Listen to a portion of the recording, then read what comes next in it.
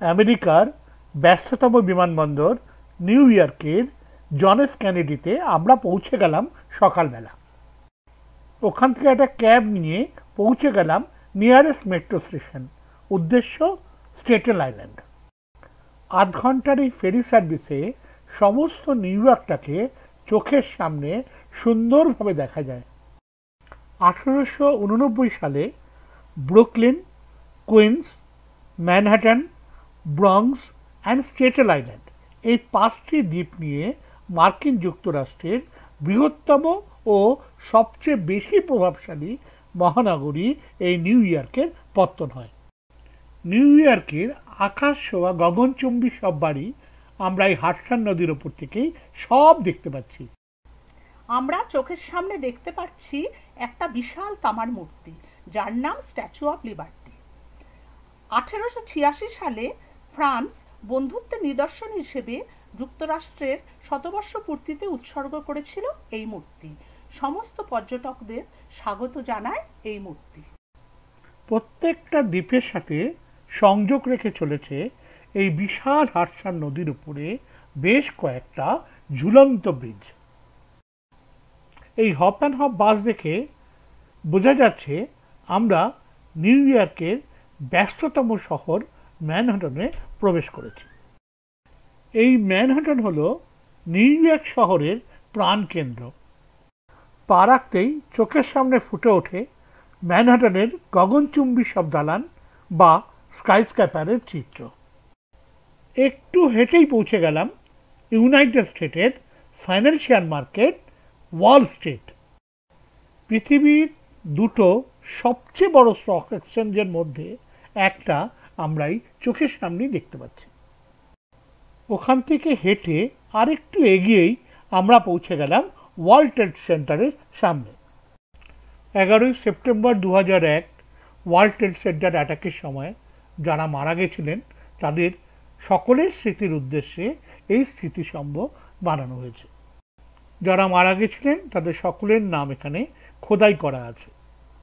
World trade সেন্টারের আগের দুটো বিল্ডিং ধ্বংসের পরে এখন যেটা বানানো হয়েছে তার উচ্চতা 1776 ফিট। টিকিট কেটে সিকিউরিটি চেক করিয়ে মুহূর্তের মধ্যে লিফটে করে উঠে গেলাম 102 তলা। অত উপর থেকে পুরো নিউ ইয়র্ক শহর, হাডসন নদীর উপর সব কটা ব্রিজ, এমনকি স্ট্যাচু অফ লিবার্টি আমাদের চোখের সামনে ফুটে উঠল।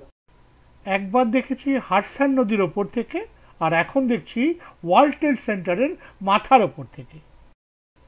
একদম পাশেই রয়েছে ওয়ার্ল্ড ট্রেড সেন্টারের মেট্রো স্টেশন। দারুণ দেখতে, মনে হয় যেন একটা 5 স্টার হোটেল। পরিষ্কার ঝকঝকে, কোথাও কোনো নোংরা নেই। তারপর হাঁটতে হাঁটতে চললাম ব্রুকলিন ব্রিজ। 1883 সালে এই ব্রিজ তৈরি হয় হাডসন নদীর ওপরে ম্যানহাটন আর ব্রুকলিনের মধ্যে সংযোগ রাখতে। গগনচুম্বী সব বাড়ি দেখতে দেখতে পৌঁছে গেলাম the empire state building. World trade centre তৈরি হওয়ার আগে এই বিল্ডিংই ছিল সবচেয়ে উঁচু বিল্ডিং। এই এম্পায়ার স্টেট বিল্ডিং দেখলেই মনে পড়ে যায় ছেলেবেলার কিংকং সিনেমার কথা। এম্পায়ার স্টেট বিল্ডিংয়ের মাথায় চড়ে বসেছে কিংকং, আর হেলিকপ্টার করে চারিদিক থেকে সে কিংকংয়ের ওপরে গুলিবর্ষণ করা হচ্ছে। আর একটু হেঁটেই পৌঁছে গেলাম গ্র্যান্ড সেন্ট্রাল টার্মিনাল। এটাও আরেকটা 5 স্টার হোটেল। 48 একর জমির ওপরে 44টা প্ল্যাটফর্ম নিয়ে রয়েছে এই গ্র্যান্ড সেন্ট্রাল টার্মিনাল। এখানে দুটো লেভেল আছে। আপার লেভেলে আছে 30টা ট্র্যাক, আর নিচের লেভেলে আছে 26টা ট্র্যাক। প্যাসেঞ্জারদের জন্য ব্যবহার করা হচ্ছে 43টা ট্র্যাক। এই সেন্ট্রাল টার্মিনালের মধ্যেই রয়েছে সাজানো গোছানো সুন্দর সুন্দর সব দোকান। এবার পৌঁছে গেলাম নিউ ইয়র্কের সবচেয়ে জমজমার জায়গা টাইম স্কোয়ার। এটা রয়েছে ব্রডওয়ে আর 7th অ্যাভিনিউর ঠিক জাংশনে। তার মানে চারপাশে রয়েছে সিনেমা ও নাটকের সব হল। মাদাম তুসোও রয়েছে এখানে। পরের দিন সকালে হাডসন ব্রিজ পেরিয়ে আমরা চললাম কুইন্সের দিকে। পৌঁছে গেলাম বাঙালি ও নেপালি পাড়ায়। আমেরিকায় বাংলা লেখা সাইনবোর্ড দেখতে সত্যিই ভালো লাগছিল।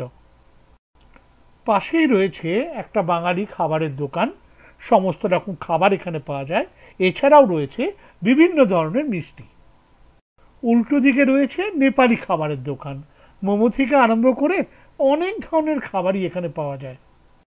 বোঝা যাচ্ছিল বাঙালি আর নেপালি এইখানে বেশ আনন্দেই আছে। এবার ফিরে আসলাম ম্যানহাটনের চায়না টাউনে। এখানে প্রচুর চাইনিজ লোকের বাস। সাইনবোর্ডও দেখলাম বেশিরভাগই চীনা ভাষায়। একটু এগোতেই দেখলাম লিটল ইটালি। এখানে রয়েছে ইটালিয়ান আমেরিকানদের বাস। এসব দেখতে দেখতে নিউ ইয়র্কের ভ্রমণ শেষ করে আমরা এগিয়ে চললাম নিউ জার্সির দিকে। হাডসন নদীর ওপর উইলিয়ামবার্গ ব্রিজের ওপর দিয়ে আমাদের গন্তব্য নিউ জার্সির আটলান্টিক সিটি। নিউ ইয়র্কে দেখেছি সব গগনচুম্বী বাড়ি, আর রাস্তায় ধরা পড়ল একটা বেশ বড় সাইজের গাড়ি, যেটা আমরা আগে কোনোদিন দেখিনি। তাহলে আজকের মতো আমাদের চোখে নিউ ইয়র্ক এখানেই ইতি টানছি।